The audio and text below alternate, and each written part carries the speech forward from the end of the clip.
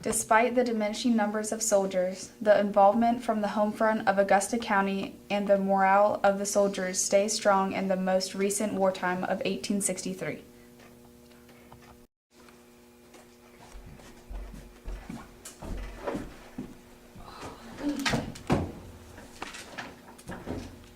Hunky dory! Hunky dory! Welcome to 186.3 The South. My partner here is Mary Jean, And this is Betty Sue. and we just like to say a few words to you.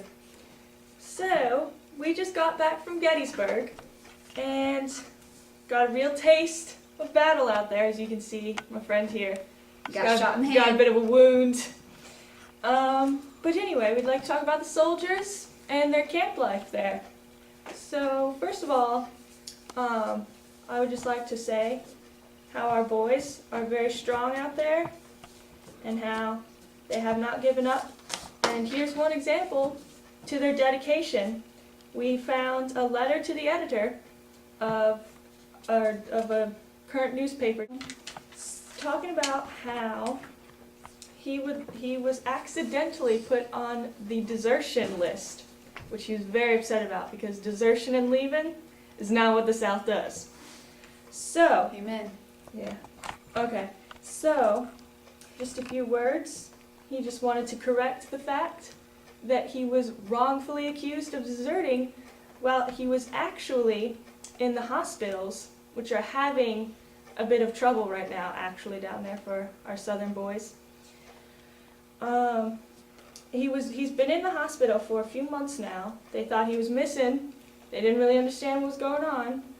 And so they put him on the desertion list, which he was very upset about. This is Asbury Myers, for any one of you who knows him out there. Asbury Myers.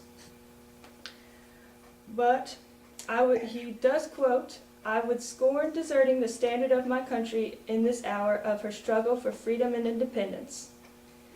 I feel that is very brave and is quite the representation of all our young men out there. Yep. So now on to, what else have we got here?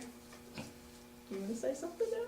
Sure. I'll go into exemptions in Augusta County. In Augusta County, there have been about 469 citizens that have been exempt from the war from disability and other causes. In total, 1,200 people have been exempt for reasons such as their occupation, which include deputy sheriffs, physicians, clerks, blacksmiths, Staunton steam mills, and more. Good. All right. Now, another thing we can talk about is the reenlistment of our boys and how we do need to support them in this. We do have one letter from a young man who sent it home to his parents who were not too happy with him reenlisting in the war. One thing we do need to understand, though, out there, folks, is that we need as many men as possible. So, here's just another little example of our dedication from our boys. And that can lead us to conscription. Very nice. President Davis declared that all men between the age of 18 and 45 are now called out to do his duty in the defense of his country, aka the Confederacy. However, the Conscription Bureau will now enroll all men between the ages of 17 and 18 and 45 and 50. The conscription law provides that every able-bodied man shall be put into the army, and there will be no exemptions besides the one I mentioned earlier, except if the Secretary of War and the President see proper to make. And we will abide by those rules. Now, what this young boy did say was if every parent gave such counsel, meaning to not re-enlist, what would become of our country? It's a great question. We did create this country, and we will follow through with it, according to these men, according to our soldiers. By God. Yep. And we really just need to support them in that. Really, they're bravely fighting out there, bravely fighting. Now, we did talk a little bit about our sons out there and their hospitals, and there is a little more about their army life It goes, we got a bit of a taste of it, how it goes from very, very boring, to being very scary. Scary, huh? Eh? How'd you feel when you got I wasn't that? even standing near. Nope.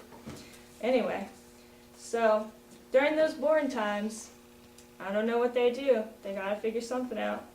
Gotta get in some moonshine maybe down there. But anyway, their hospitals are not in tip-top shape right now, and we really need to fix that. And they actually need some extras, so I actually said I would lend a hand down there. I would help them out. So it was really nice talking to y'all, and I look forward to seeing you. And I will be back to report on your boys out in the war, but I'm going to help out in the hospitals.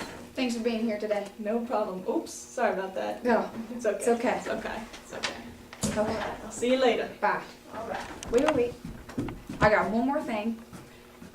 On to substitutes. A substitute is wanted for Reuben D. Hill from near Jennings Gap. Hill is married, has several children, is a member of the 8th Virginia Regiment, and is stationed near Richmond. The enrolling officer has reported that the number of substitutes has reached 367 from Augusta. So, help a brother out. At the Battle of Chancellorsville, our local boys did the most important part of the battle. At first, the North had pushed us far and had pushed us past the city of Chancellorsville, and Lee had already separated his army into two parts, the larger part being here around Chancellorsville with Jackson. In desperation, Jackson was forced to divide his division off, which was our 5th Division and the 4th. They went around behind Braddock Road and up to the Wilderness Tavern, where they turned and flanked the North and pushed on to Wilderness Church and then on behind the Northern lines, routing them. After this flanking maneuver, the North was utterly defeated and was eventually forced over the Rappahannock River and back into the North. We're here at Gettysburg near Culp's Hill over there, which is where many of our relatives in the 5th Division tried to take over the 3-day battle. Many of them died in the long and hard fighting over that hill, and while they fought hard, they were not successful. We're here a few days after the Battle of Gettysburg, and the position of biggest charge that you see back there. The Confederates started from there. As soon as we came out of the woods, we were under constant Union heavy artillery. We had not one, but 2 fences across on the way here, and the second fence across we came under heavy rifle fire from the Union. And then the Wisconsin flanked us from over there, and we were under more fire. And we finally, we all came up to here, the angle, and George Pickett kind of rallied us together one last time, and we made a charge to the stone wall, and we got all the guns turned around, and then the Union